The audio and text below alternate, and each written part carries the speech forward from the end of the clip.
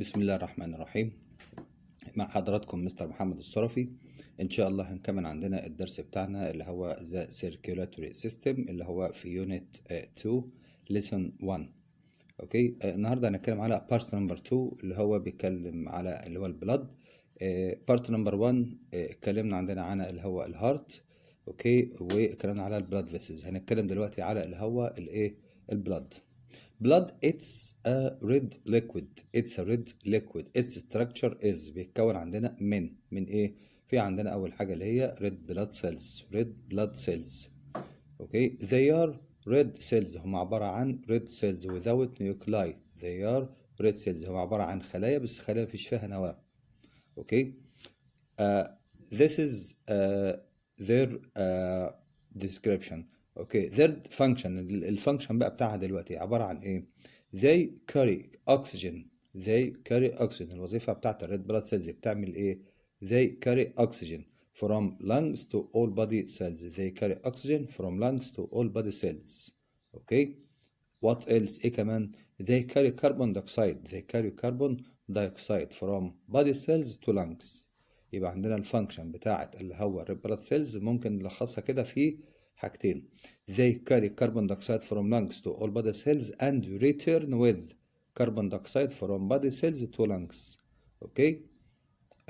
ده بالنسبه لي اللي هي الريد بلاد سيلز. نيجي عندنا ليه اللي هي نمبر 2 اللي هي الايه الوايت بلاد سيلز. مالها الوايت بلاد سيلز؟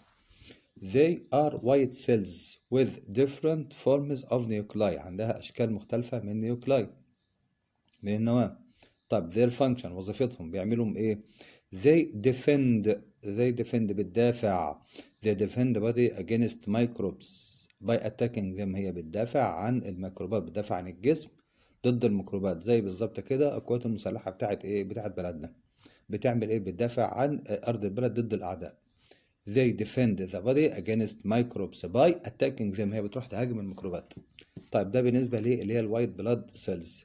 طيب نيجي عندنا اللي هي بعد كده تالت حاجة اللي هي blood platelets. اوكي، they are small sized cell fragments. they are small sized cell fragments. حتت أجزاء صغيرة من الخلايا. اوكي، their function بتعمل ايه؟ they help in coagulation of blood. they help in coagulation of blood. بتساعد على تجلط الدم اللي هي formation of blood clotting اللي هو بتساعد على تجلط الدم. لما بنتعور بيجي التعويره كده الدم بينزل منها تعويره صغيره كده، ربنا ما يجيب حاجه وحشه لاي حد يا رب. بتلاقي في عندنا اللي هو التعويره بعد فتره بيبتدي ايه في تعمل قشره رقيقه كده وبتتجلط وتنشف عشان تمنع النزيف. when body is wounding لما الجسم بيحصل له wounding بيحصل له اصابه. اوكي، and the blood exposed to air. والبلد بيطلع من جوه جسمنا يتعرض للهواء. blood exposed to air. platelets stick بتلزق to prevent bleeding and heal wounds. ده اللي بالنسبه للايه البلاد بليتلتس. طيب نيجي عندنا بالنسبه للبلازما. مالها البلازما؟ وظيفتها ايه؟ It's a yellow water fluid. سائل أصفر مائي. يعني البيز بتاعته مية. يعني عندنا البلازما دي 70% منها تعتبر water. in which all blood components are suspending. هي تعتبر هي الليكويد اللي كل المكونات بتاعة البلد بتعوم جواه. اوكي، في عندنا اللي هو الريد بلاد سيلز، في عندنا وايت بلاد سيلز وبلاد بليتلتس. كلهم بيعملوا ايه؟ they float in blood plasma. اوكي، its function الوظيفة بتاعتها بتعمل ايه؟ it carries needed food substances to body cells. هي بتشتغل الفود سبستانسز للبادي سيلز. بس كده؟ لا، ايه كمان؟ نمبر 2 it carries harmful wastes that formed in cells to another cells to get rid of them. عشان تتخلص منهم. يعني كده البلد عندنا فيه 2 شغالين ديليفري. اوكي، الدليفري الاولاني بتاع الجاسز والدليفري الثاني بتاع اللي هي الدايجستد فود واللي هي الهارمفul ويستس. الدليفري بتاع الجاسز اللي هو عباره عن الريد بلاد سيلز. الدليفري الثاني بتاع الفود والهارمفul ويستس اللي هو يعتبر البلازما. اوكي، ده بالنسبه لي اللي هي البلاد.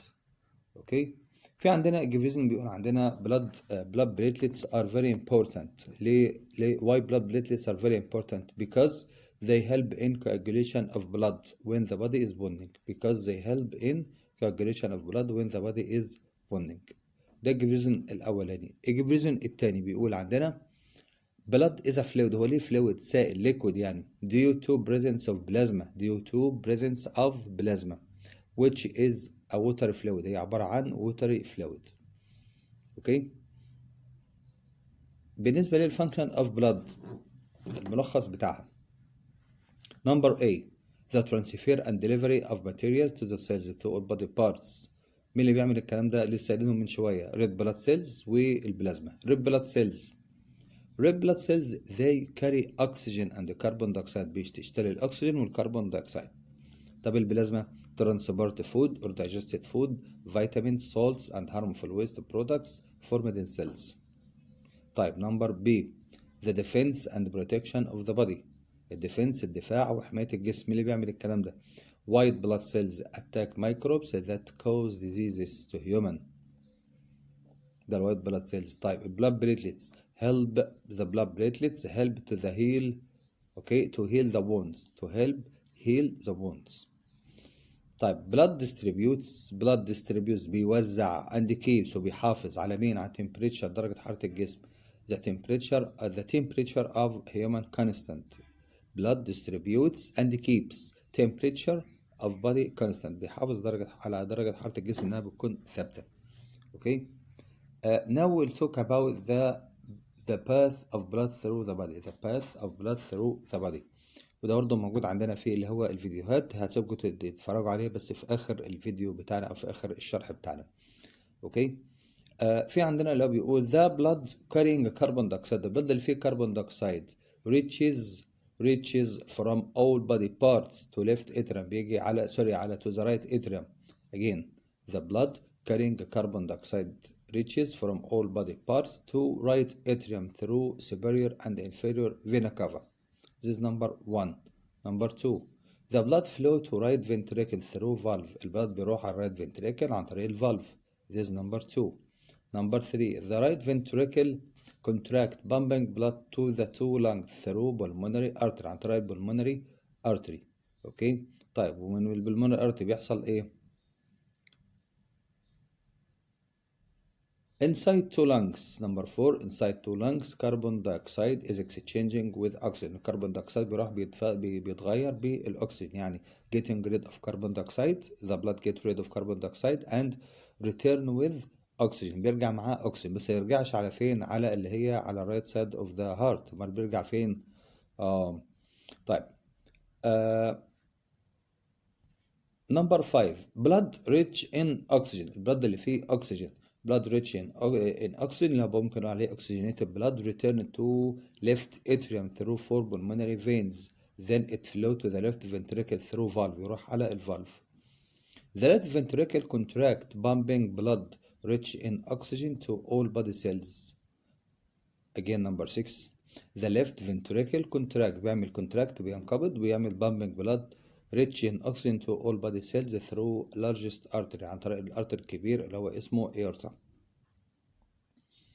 اوكي. to provide body cells with oxygen and digested food and so on. وهكذا ترجع تاني اللي هي البلاد باثوي تاني. نيجي عندنا في اكتيفيتي عندنا بسيط اللي هو التولز بتاعته عباره عن كلوك. اوكي. وبنعمل هنا كاونتنج للهارت بيتس. اوكي. when you put your finger اوكي near your wrist بيحصل عندنا ايه؟ observation you feel pulse in your wrist. بنشعر بالبلس اللي هي نبضات في الريست بتاعنا. طيب conclusion بيقول عندنا number of heart beats per minute is 70 beat per minute. عدد ضربات القلب بتبقى 70 beat per minute. الاكتيفيتي الثاني we use a clock. okay then we count the heartbeat after running. we count the heartbeat after running. الobservation بيقول عندنا ايه؟ the rate of heartbeats the speed or the rate of heartbeats increases during running. بتزيد في اثناء اللي هي الجري سواء احنا بنجري او بنبذل مجهود او طالع السلم بسرعه بجري وتلاقي ان الهارت بيتس عندي بتبقى gets faster. conclusion the rate or speed of heartbeats changes during exercising. اوكي. طيب نيجي عندنا ليه اللي هو الايه، في عندنا give reason، بيقول عندنا give reason the rate of heartbeat increase after doing physical exercises. The rate of heartbeats increases after doing physical exercises. Why? To supply or provide body cells with more oxygen. أنا بدي body cells oxygen زيادة. طب ليه؟ And food needed to produce more energy. Needed to produce more energy عشان أطلع energy زيادة. طيب نيجي بقى آخر حتة عندنا في الدرس بتاعنا اللي بيقول how to maintain how to maintain circulatory system healthy. How to maintain circulatory system healthy. Number one, keep exercising. أتمرن باستمرار. To strengthen heart muscle. And activate blood circulation. وبنشط الدورة الدموية. طيب دي number one. Number two, eat healthy and balanced food. باكل أكل صحي ومتوازن. Low in fats and salts. وقليل في الفاتس اللي هي الدهون وقليل في السولتس. طيب دي number two. Number three, eat more clean fresh fruits and vegetables. بناكل أكل فيه fresh fruits و fresh vegetables. ليه؟ عشان يبقى فيها مين؟ فيها minerals، والminerals دي it help in maintaining the body healthy. وفي نفس الوقت they contain minerals that necessary for making red blood cells، اللي هي بيبقى عبارة عن حاجة اللي فيها الهيموجلوبين أو فيها حديد عشان تعمل هيموجلوبين. دي number 3. Number 4, drink appropriate or suitable amount of clean water. نشرب مية each day especially in summer، خاصة في الصيف. دي number 4. Number 5, avoid exposed to infections. أي إصابات and accident، حوادث لا قدر الله. When wounded and try to stop bleeding. بحاول أوقف النزيف. Clean wound، أنظف الجرح. And get appropriate treatment، وباخد العلاج المناسب بتاعها. طيب Number 6، آخر حاجة عندنا اللي هي بتقول avoid smoking and smokers or keep away or don't smoke and avoid smokers. لا تدخن ولا تقعد جنب حد بيدخن. Why? It harms، وده بيجي في الجيف ريزون نخلي بالنا منه. It harms heart muscle، ده بيأذي اللي هي الهارت ماسل عضلة القلب. and weaken blood circulation وبيضعف الدورة الدموية. بكده نكون وصلنا لنهاية الجزء الثاني بتاع درسنا النهاردة. هسيبكم مع اللي هو الفيديو الجميل بتاعنا، وسلام عليكم.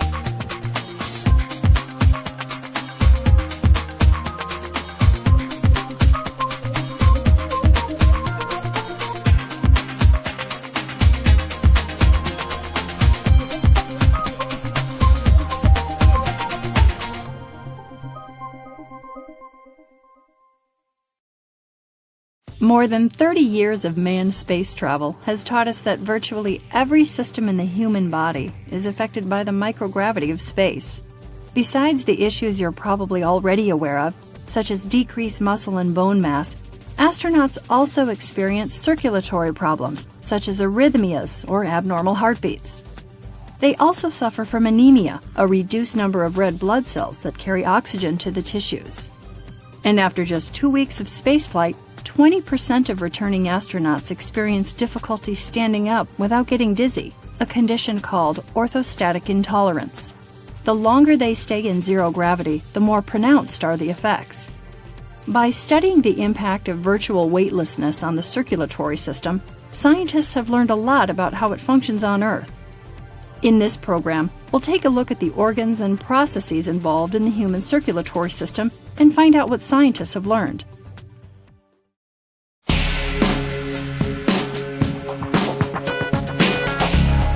Why do we have a circulatory system?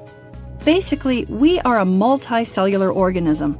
All of the cells in our bodies need oxygen and nutrients to survive and do their work.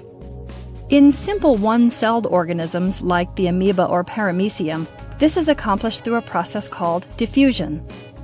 Diffusion is simply the random movement of molecules from a region of higher concentration to one of lower concentration. Using diffusion, these one-celled organisms can easily exchange respiratory gases, food, and waste materials with the environment through their cell walls.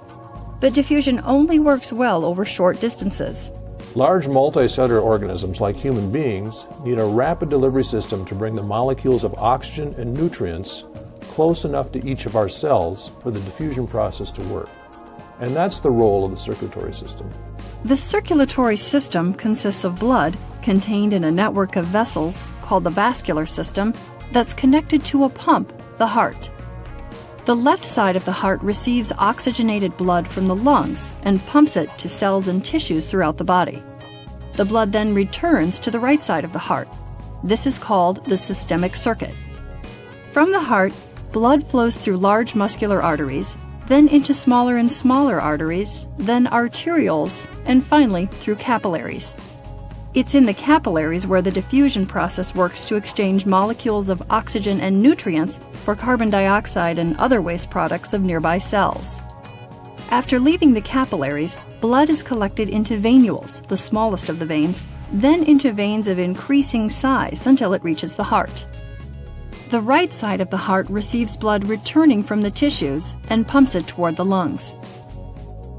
In the lung capillaries, carbon dioxide diffuses through vessel walls into tiny air sacs called alveoli and is exhaled. Oxygen diffuses in the opposite direction and is taken up by red blood cells.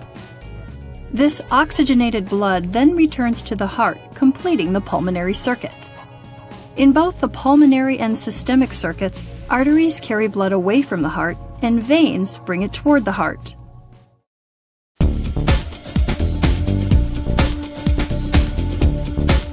Blood is considered a fluid connective tissue that functions to distribute substances critical to life to cells throughout the body. If we take a unit of blood and spin it in a centrifuge, it will separate into its basic components. At the top is a fluid called plasma that represents about 55% of our total blood volume. Next is a thin whitish layer called the buffy coat. This layer contains platelets and leukocytes, which account for less than 1% of our blood volume. The remaining nearly 45% consists of red blood cells called erythrocytes. A mature red blood cell is a package of oxygen-carrying hemoglobin molecules and respiratory proteins. Its biconcave shape provides a larger surface area for oxygen diffusion and allows it to fold and squeeze through small capillaries. Leukocytes are white blood cells that help fight disease. Platelets are cell fragments that circulate in the blood and promote clotting. When the wall of a blood vessel is injured, platelets adhere to exposed collagen fibers and release chemoattractants that bring more platelets to the site. The injury is initially sealed by a plug of platelets. Then a clot of fibrin and red blood cells forms, giving the vessel time to repair itself. Plasma, the liquid portion of blood, transports blood cells, proteins, and enzymes to sites where they are needed. Blood transfusions are often needed to treat patients whose red cells or volume of blood have dropped too low. But it's critical that the blood to be transfused be matched to the recipient's blood type. There are 4 ABO blood types: A, B, AB, and O. Each is characterized by the presence or absence of different antigens found on the surface of red blood cells and the presence or absence of different antibodies circulating in the blood. Rh factor is another antigen found on the surface of red blood cells. Individuals with Rh positive blood have that antigen. Those with Rh negative blood do not. Any of the ABO blood types can be positive or negative for the Rh factor. If the blood to be transfused isn't matched to an individual's Rh factor and ABO blood type, antibodies can bind to and destroy the transfused red blood cells, creating a potentially life-threatening situation.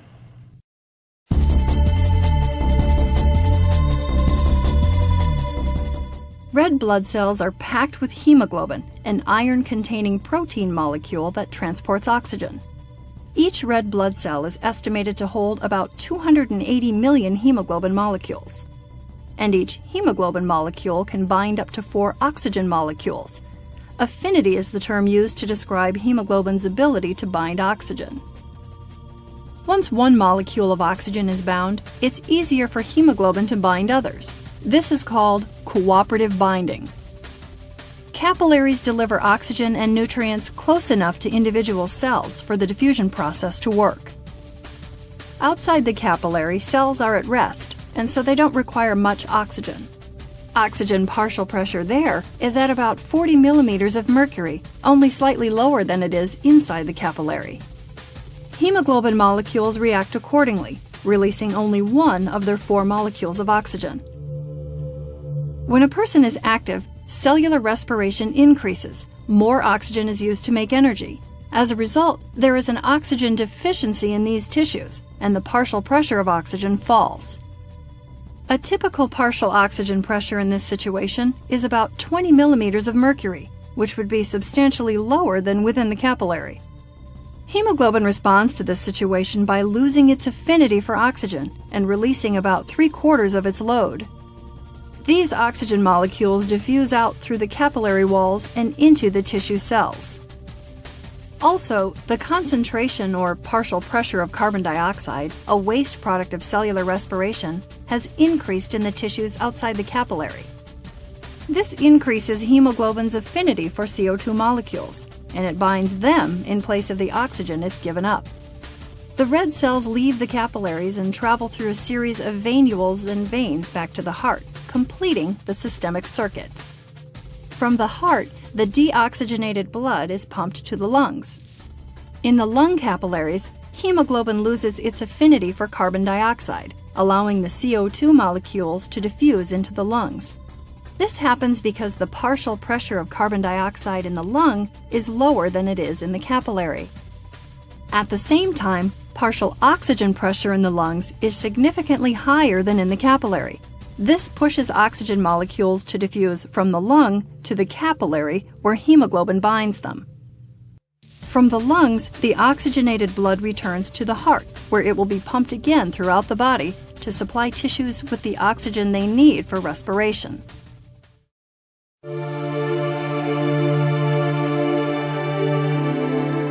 The heart beats steadily from early embryonic development. Over a lifetime, it will beat more than 3 billion times. The heart is located in the chest cavity with the lungs, slightly to the left of center. It's surrounded by the pericardium, 2 layers of membrane separated by fluid. The outer pericardium helps keep the heart in position in the chest cavity, while the inner layer provides lubrication to reduce friction. The heart has 4 chambers, a left atrium and ventricle and a right atrium and ventricle. The left and right sides are completely separated by a wall or septum. The right atrium receives blood returning from the systemic circuit via 2 large veins. The superior vena cava, which drains all regions above the heart, and the inferior vena cava, which collects blood from all the lower regions. When the right atrium contracts, it pumps blood into the right ventricle through the tricuspid valve, one of the atrioventricular or AV valves. Heart valves are designed to allow blood to flow in only one direction. When the right ventricle is full, it contracts, pushing blood out through the pulmonary semilunar valve into the base of the pulmonary artery on its way to the lungs. A similar cycle occurs on the left side of the heart. Here, the left atrium accepts oxygenated blood returning from the lungs. When it contracts, blood passes through the bicuspid valve into the left ventricle. The left ventricle then contracts, pushing the blood out through the aortic semilunar valve into the ascending aorta. From there, it's distributed throughout the body. Cardiac muscle cells are smaller than skeletal muscle cells and are connected by structures known as intercalated discs. Desmosomes, or adhesion molecules, hold cardiac cells together during contractions. Gap junctions allow for synchronization of heart contractions.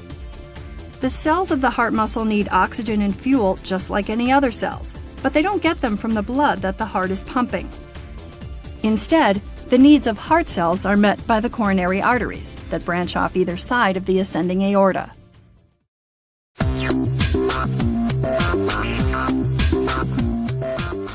Every time the heart beats, the atria and ventricles contract in coordination. This coordinated beating is accomplished by a number of tissues. First, the sinoatrial node contains pacemaker cells that generate an electrical pulse. Conducting cells relay the signal to the muscle tissue of the right and left atria to stimulate contraction. They also send the signal to the atrioventricular or AV node, which slows down the relay of the signal to the ventricles. After the delay, the signal is sent to the right and left atrial ventricular bundles, which stimulate contraction of the ventricles.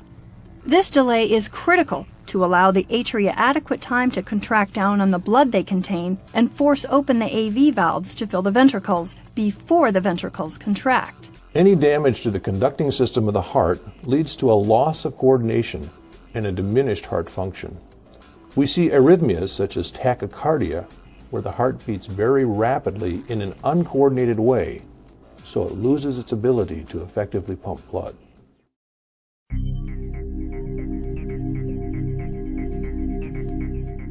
When medical professionals take your blood pressure, they can find out a great deal about how your circulatory system is working. But what do those numbers mean? The systolic pressure is measured when the ventricles are contracting, forcing blood out of the heart and into the arteries. This is when blood pressure is highest. Pressure is lowest when the heart is resting and refilling with blood. This is the diastolic pressure. Blood pressure is measured using a blood pressure cuff. The cuff is inflated to a pressure well above the higher systolic pressure, blocking flow within the artery. As the pressure in the cuff is slowly released, blood begins to squirt through during the contraction of the ventricles. At this point, the pressure of the cuff equals the systolic pressure. As cuff pressure is further reduced, at some point it is no longer sufficient to disrupt blood flow. The reading at this point is your diastolic pressure. A typical blood pressure in a healthy individual is a systolic of 110 millimeters of mercury and a diastolic of 70. This is often stated as 110 over 70. Systolic pressures of more than 120 and diastolic pressures of more than 80 are considered to be too high. High blood pressure is an indication of hypertension, and hypertension places people at higher risk for things like heart attacks, strokes, and kidney and heart failure, all potentially fatal conditions. There are several factors that affect blood pressure. The first is cardiac output, the volume of blood that is being pumped. When cardiac output rises, blood pressure rises. A second factor is blood volume. If an individual begins losing blood, for example due to a major injury, blood pressure will fall.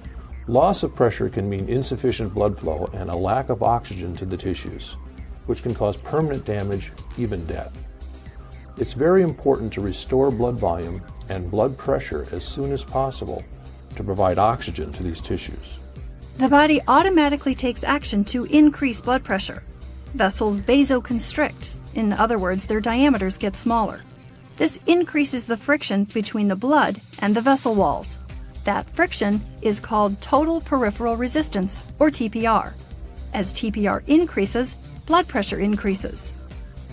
Blood is primarily water, but it also contains cells and proteins. As these cells and proteins increase in proportion to the liquid part of the blood, viscosity increases. The higher the viscosity, or thickness of the blood, the greater the resistance to flow, and the more energy or pressure is required to push blood through the system. One way to decrease blood pressure is to increase vessel diameter, a process called vasodilation. With vasodilation, the friction between the blood and vessel walls, or TPR, decreases and blood pressure decreases. Blood pressure often increases with age. One of the factors causing this is atherosclerosis. Atherosclerosis is a chronic inflammatory response affecting the walls of the artery. Deposits of what we call plaque, which are made up of low-density lipoproteins and triglycerides, together with cells which migrate to the area, collect within the walls of the arteries and make the artery more hardened. This restricts the blood flow and limits the elasticity of the arterial vessels that supply various tissues of the body. At times, blood flow can be severely limited or completely blocked. Tissues that are served by these vessels don't receive enough oxygen then and may cease functioning or die. And in the heart, this is what we refer to as a heart attack. In the brain, a stroke. Blood flow is fastest in the larger arteries where resistance is lowest, and slowest in the capillaries to allow time for capillary exchange to occur. Capillary walls are extremely thin. They consist of only a single layer of cells.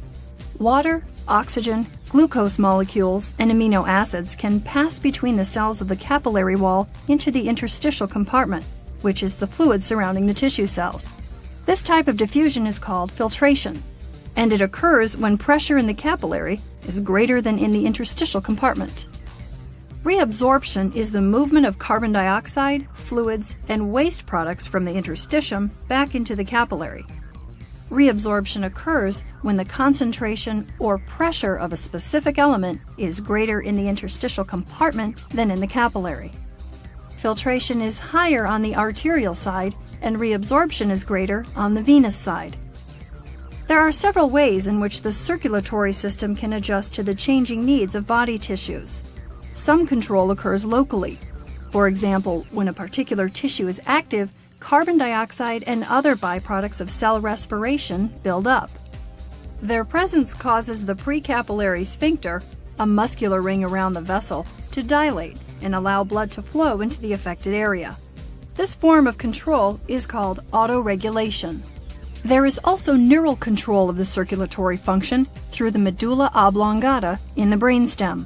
The medulla can regulate blood flow by increasing or decreasing cardiac output and by stimulating vessels to dilate or constrict. Other regulation occurs when there is a change in blood pressure. For example, when an injury causes a hemorrhage, a considerable blood loss, that results in a significant drop in blood pressure. Baroreceptors, located in vessel walls and even in the heart itself, sense changes in blood pressure and signal the medulla. The medulla sends out signals to the heart to increase its rate and stroke volume, to the veins to vasoconstrict, forcing more blood back to the heart, and to the arterioles to vasoconstrict. The net effect is an increase in blood pressure. Chemoreceptors in the aortic arch and carotid arteries serve much the same function as baroreceptors, but in their case, they signal the medulla when they sense elevated levels of carbon dioxide in the blood, indicating that tissues are in need of more oxygen.